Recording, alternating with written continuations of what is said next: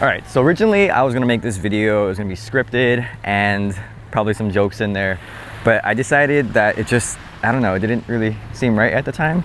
So I'm here at the beach because I don't know about you, but I am pretty stressed out. If you're familiar with my YouTube channel, you know that most of my videos are done indoors, and I would have made this video indoors if I had that opportunity, but I was feeling so stressed out that I just had to go outside. And you'll notice that I'm by myself, and that's because right now you can't go to the beach with anyone else. So I can't go to the beach with my wife, I can't go to the beach with my son, so it's just me for now. So I'm just glad that I'm able to at least get away for a little bit. I started making videos about the pandemic in Hawaii back in March, and it's already September, it's going to be October, and it's really hard to imagine that this has been going on for so long, and there's so many things that worry people. But in this video I want to talk about the things that have really been stressing me out about this whole thing. I'm hoping that things will get better, the state will be able to open up safely, and that the economy will get back on track. All right, so the first thing that's been stressing me out is dealing with people who are either too careful or not careful enough. So you got the too careful people, and these are the people that they wear gloves when they go outside and they touch the crosswalk, they wear gloves when they touch every doorknob, they always wash their hands. And there's nothing wrong with being safe, but I noticed that these are the people who, when they go to the crosswalk, you know, it's okay to, you know, maybe you use your elbow to hit the button, but why are you using your foot? It just makes it dirty for the rest of us. For me, I'm comfortable just touching the crosswalk with my finger, and then later on I'll wash my hands. But for some reason, these people, they think that they have to kick it, and they don't realize that they're just making the button dirty for the rest of us. Then there's also the people that are opening the door in weird ways. I know they want to be careful and they have little door things that you can kind of open the door with, but they open it like in such an awkward way that I almost just want to open the door for them because it'd be a lot easier, and then I just wash my hands after that. But I think if they're really that concerned about touching surfaces that other people have touched, it's okay to just wash your hands after. You don't have to open the door with your elbow or the, you know, it's just weird. Now on the other hand, you have the people who seem to be carefree. They don't think anything is different.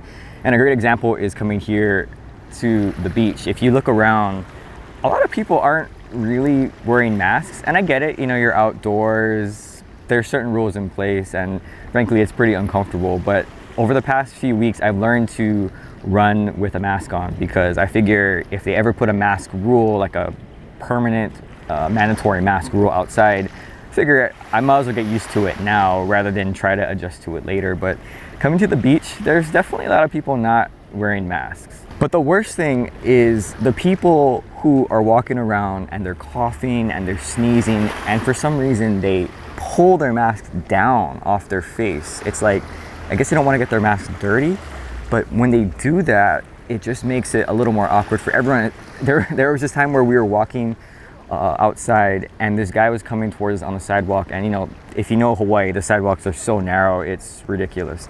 And all of a sudden he starts just coughing, and so he pulls down his mask and he just goes like that, and doesn't cover his mouth or anything. And I just thought, that's a pretty strange thing to do. Like, shouldn't you wear your mask? So pandemic or not, you should probably just cover your mouth anyway. All right, number 2 is trusting people. And it's hard because in Hawaii, we are very community-based. We're very friendly people. You sit at the bus stop, you just talk to whoever you want. But lately, because of how things are, it's actually, you have to put up kind of a guard, right? They say to assume everyone is sick. And if you assume everyone is sick, that means you don't trust them. And it's really hard in this culture to trust people when potentially they could get you sick. The hardest thing is you have to trust people that you don't know, or you don't see what they do throughout the rest of their day. So you don't know if they're gonna follow the rules, you don't know if they're gonna do social distancing or wear a mask, or if they went out to a party that weekend. You just have to assume that they're doing it, and that assumption is really hard sometimes. So for example, if I go to Long's and I wanna buy something, like let's say I wanna buy some juice, when I go into the store, I have to assume that not only the cashier and the stock person are all abiding by these rules outside of work, not just inside of work, but outside of work. But I also have to assume that every customer that walks into that store, or who has ever walked into that store, up until it was cleaned also followed those rules. And that's a lot of people. But where I think this is hardest is where you lose that trust with relationships that require trust. Relationships with people like family, coworkers, friends. If you have to assume that they are all sick, you don't want to really spend time with them, and that makes it very difficult to build those relationships. So if I were to go out and have lunch with my parents, I have to assume that they're taking care of themselves, and that they also have to assume the same about us, that we are also taking care of ourselves. And it does put a strain on the relationship. And so it's especially hard on those types of relationships. And I don't not want to trust them. I want to trust them, because without that trust, you don't have love and you don't have aloha. But now it's so tough to do that. All right, next one is government fighting. I don't know about where you're from, but there's probably about a month or so back where it seemed like the government, within the government, different levels of government, different agencies, departments, they're all blaming each other. And as a normal person, I can tell you that's pretty hard to watch. And I get it, it's politics, but it feels like while the adults are all arguing, us children are just standing around watching them fight, and nothing is really getting done. But things have changed recently in leadership and department heads, so hopefully that means that things will start to change in the future. But I can tell you that when the government officials are bickering and fighting, especially publicly, I think it hurts the public confidence in what they can do. And that tension, that fighting, that conflict, I think it trickles down to everyone else, where if the leaders are the ones fighting each other, normal people in their own households will start to fight with each other as well. It seems like the state plan is always changing, and I get it. It has to be adaptive and it has to be fluid because things are always changing. Cases go up, different situations happen. So totally understandable. But in Hawaii, the plan for reopening the state and just the general rules has changed so much that it's caused so much confusion and stress. First, there was a reopening date, which they said would open up back in August, and they said that in June, that it would open up in August, and then they pushed it back to September, and here we are in September.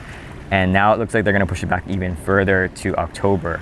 And it's like, if they keep pushing it back further and further, it's just gonna stress everyone out, not just the visitors who are coming here who have to then cancel or postpone their trip, but all the people who are working who then rely on these visitors to come. Like, if they expect to come back to work in 2 weeks and then they don't, it's really frustrating. So if I'm a business, why would I trust the government in saying, oh yeah, don't worry, we're gonna open up in 2 weeks, or don't worry, we're gonna open up in a month, when that date has been pushed back over and over and over again. Then there was also the issue about contact tracing and what that actually meant.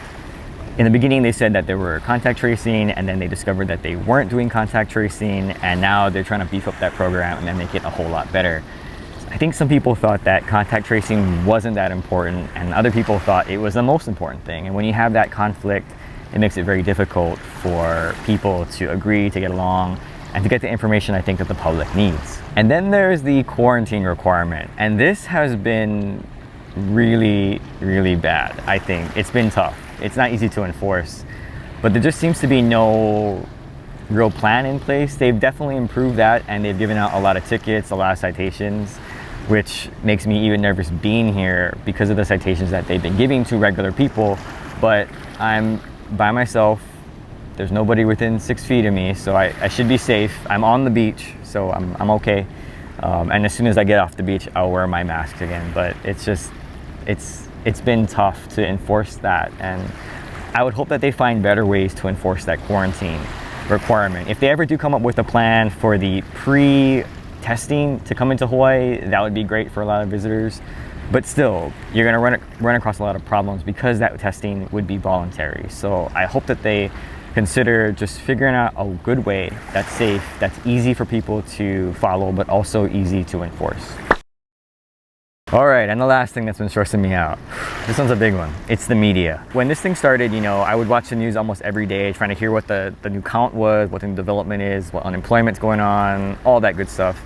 And after a while, it just became really stressful. It became where it was a lot of bad news, because if you watch the news here locally, you'll notice that a lot of the stories, particularly the 6 o'clock news, maybe like the first 3 stories, pretty much about coronavirus and pretty much about what's been going on in the state about that. Usually case counts, usually interviewing some doctor or testing, or just talking about how bad the economy is. And after watching that over and over and over again, it gets really stressful, and I just needed a break from social media that had to deal with that, from newspapers, from TV, just all of it. And it's been pretty nice, I will say, to take a break from that. I do look at how many cases there are each day. I'm just curious to know if the numbers have been going up or down, but I try not to look too much into it and just sort of just wait for some of the big news. Like, when is the Trans-Pacific travel going to start? When can people start coming back to work, or when certain rules will be lifted or enforced? And so those are some of the things that are stressing me out here, and I'd love to know, if, especially if you live here locally,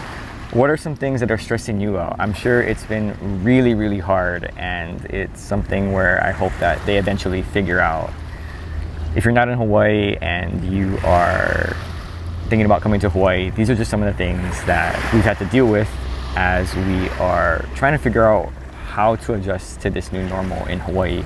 It's not easy. It's particularly challenging when you have people coming from the mainland, you have people coming from international travel, and they're all coming to this one location. This place is so isolated that if anything were to happen, it would be extremely dangerous. So I understand the stakes are very high.